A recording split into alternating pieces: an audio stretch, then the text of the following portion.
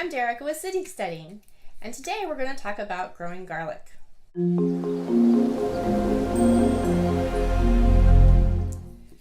Growing garlic is really easy, and actually I'm going to make it slightly more complicated for you just because part of the fun of growing things is seeing it grow. You can actually take a garlic clove once we separate it from the whole bunch here and just plant it in the ground and let it do its thing. But we like to start it in a container so we can make sure that it's rooting properly before we place it into the ground. We get our garlics from a local farmer's market, and we learned through trial and error that the organic garlics work better. They grow more vivaciously and they make a bigger clove than some of the more questionable garlics from out of country. So the way you start is you're going to separate your cloves. We might fast forward this bit for you, but basically it's just like if you're going to be cooking with a whole garlic, you want to separate the cloves into their individual bits. Oh, we have Fawn. Here's Fawn. She is mommy's girl, so she is interested in what I'm doing. So when Brian mentions the cats, yes, we do have many cats. It does make a difficulty having cats, if you are a cat owner as well, to grow plants inside.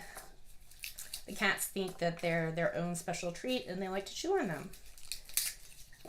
So we always make sure whenever we're growing inside to keep close eye on them, and when they start sprouting we have to immediately move them outside. Alright, so I have my cloves already. This one, hopefully you can see, is a rather large clove, while this one is tiny in comparison. So we're going to do something that may seem counterintuitive. We're actually going to choose the largest cloves to grow and cook with the smallest ones. So we have this really nice large one here. We have another large one here. And this one here. So back to our original clove. When you purchase it and it comes like this pointy end is where the greens came when it was growing in the ground, and this end that you can see that is rough, and you might still have some roots left on it, is where the roots came. So it was growing like this in the ground. The soil came up to here, the plant was coming out here, and the roots are coming down here.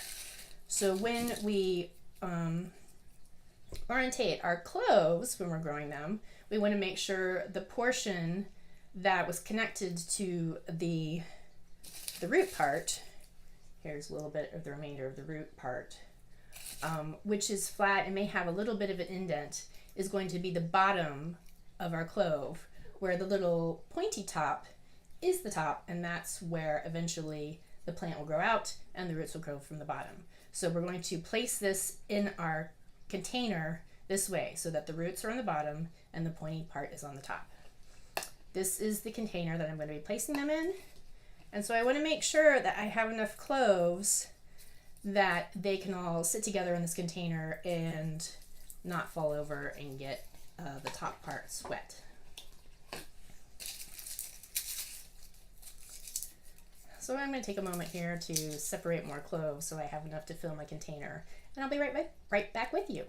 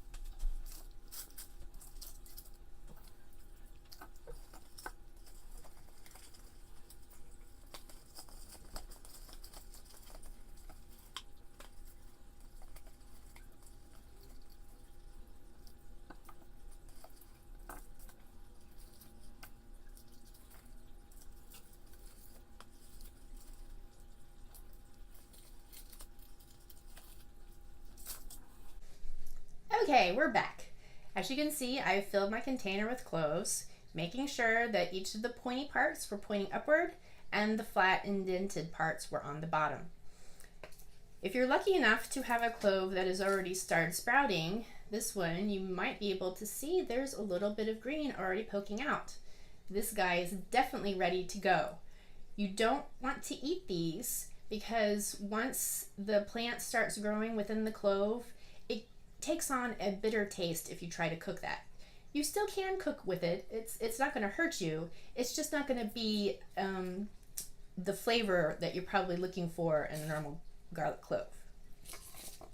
So once you have your container filled so that nobody's going to be sloshing around in there, you want to take some water and you're just going to place a little bit in the cup.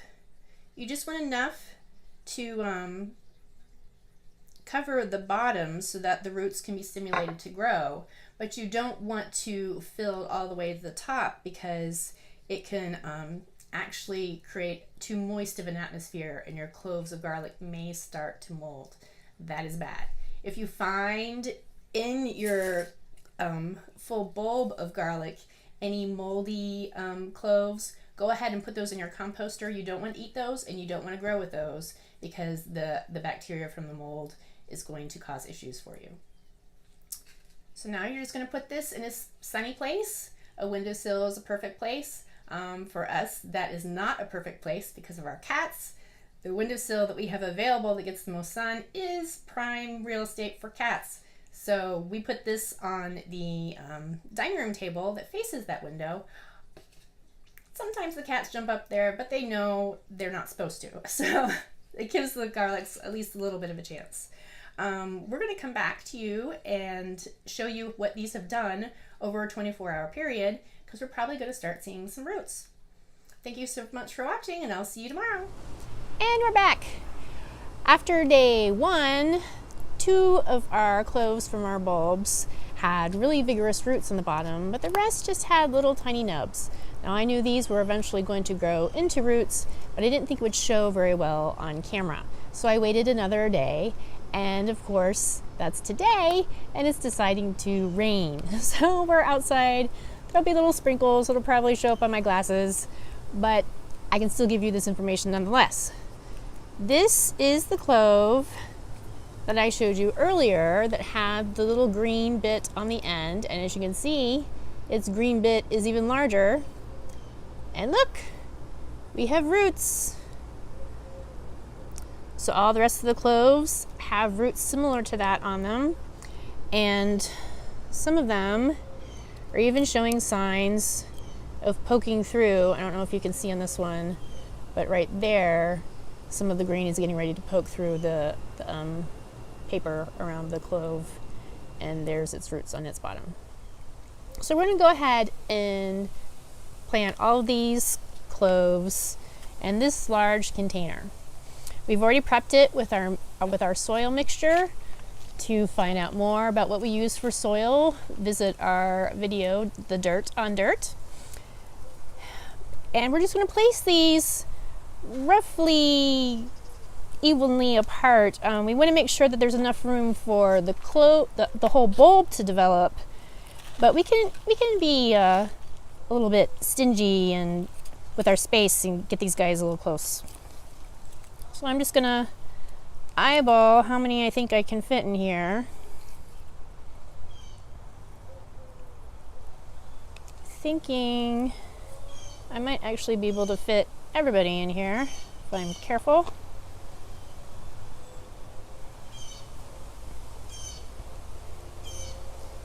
Yeah. Now if you find that you need to let your garlic cloves root longer, you want to make sure that your water stays clear. As you can see, it's starting to get a little bit cloudy. If I had to keep these in there one more day, I would definitely want to dump this water out and replace it, because this is a little factory for bacteria that we don't want to affect our bulbs. This one bulb, I don't know if you can see it because I crammed it in the dirt, but it was starting to get a little moldy in there from the old water. So that's something you definitely want to keep an eye on. There are other things that you can root in this method in your house. Carrot ends, the ends of a stalk of celery, even lettuce cores. I've tried rooting lettuce cores before, and I've gotten some really nice growth on the top, but I've never really gotten a good root system on them, and when I went to plant them in the dirt, they always ended up rotting on me. So I'm still working on that. If I perfect that, I'll definitely make a video for you. But it doesn't hurt to try and root things if you have the counter space, because you're going to throw it away anyway. So if you can get a plant out of it, then it's like a freebie. All right. So back to our pot. We have our arrangement here. I did a perimeter circle, interior circle, and then the center clove. And so now I'm just going to dig with my hand. You can wear gloves if you wish. I like to get dirty, so it doesn't bother me at all. And remember, we're putting pointy top to the top and the flat with the roots started on the bottom. And I'm just digging this down so that when I put the dirt over it, it covers it. I've researched this extensively. Some people say you can leave the little green part sticking out. Some people say you want 6 inches down. I personally haven't seen a difference in my results, so I just make sure it's down far enough that the bulb is covered, but I don't go too crazy about really digging a very deep hole. So I'm just gonna plant these guys, making sure the roots are on the bottom, pointy part at top.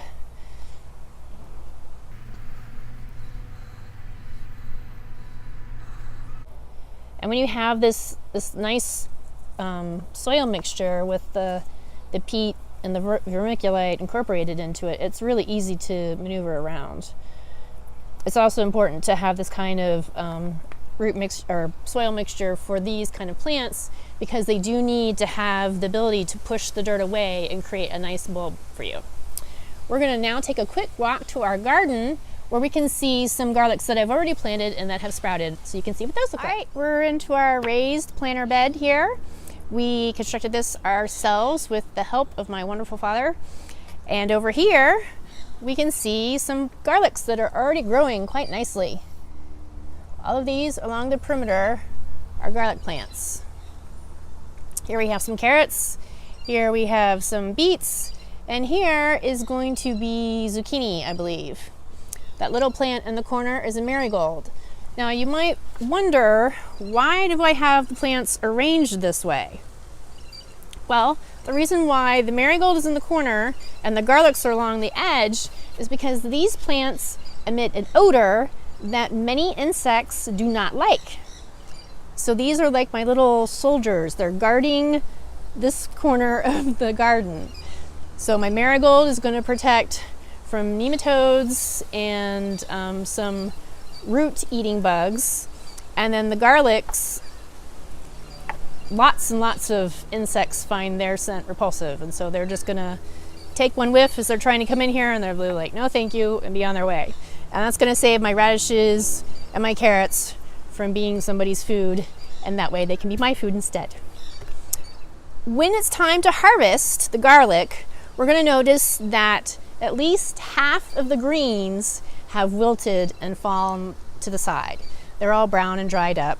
There'll be a few of the greens still in the middle, but at least half are going to fall and dry up. From that point, you can dig the soil around and take a quick peek at your bulb development and see how large it is. If it still looks like it's really tiny, you can let them go farther, but normally when half the greens have wilted, that's a good indicator that it's time to harvest. We're gonna dig them all up. By hand is the best method because you will not damage anything. We have nerve endings in our fingers that can tell us if something is getting hurt, where a spade doesn't have that luxury. Then you can tie them together by their greens, about 10 in a bushel, and you want to hang those in a dry, dark, it doesn't have to be too dark. I mean, we could hang them in the greenhouse, but out here in Florida, humidity is a thing, and that's going to cause an issue for our garlic, so we're probably going to actually dry them inside. And then you want to leave them hanging for roughly 2 weeks. Check on them. All the greens should be dried and shriveled. The paper around your garlic bulb should be nice and developed. And then you're ready to trim off the excess greens and you have garlic ready to eat. Remember to go through those bulbs again, find your largest cloves, and those are the ones that you're going to replant and do this process all over again. Thank you so much. Don't forget to like and subscribe, and we'll see you next time on City Steading.